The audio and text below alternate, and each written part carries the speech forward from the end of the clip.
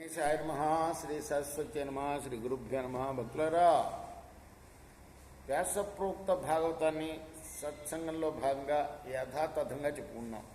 ప్రతి శ్లోకం దాని అర్థం. ఇందులో భాగంగా మనం 9 స్కందాలు పూర్తి చేసాం.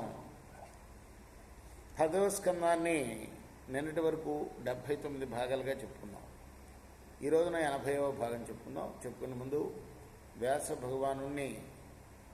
భగవానుడికి నమస్కారం చేస్తున్నాం. అలానే ఈ క్షేత్ర పాలకుడైన హనుమంతుడికి కూడా నమస్కారం చేసుకున్నాం. సద్గురు సాయినాథ్ మహారాజ్ కీ జై.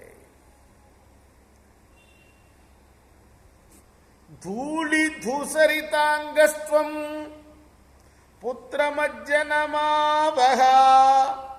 జన్మర్క్షమజ్జ భవతో విప్రేభ్యో దేహిగా శుచి పశ్య పశ్య వయస్యాంస్తే మాతృమృష్టాన్ స్వలంకృతాన్ త్వంచ స్నాతః కృతాహారో విహరస్వ స్వలంకృతః.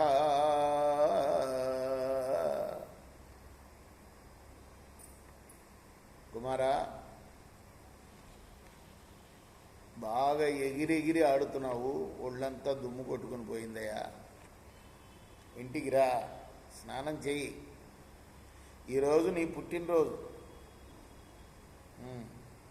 శుచివై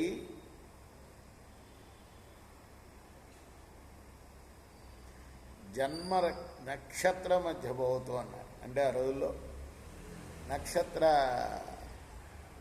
నక్షత్రం ఏ నక్షత్రాన్ని పుడితే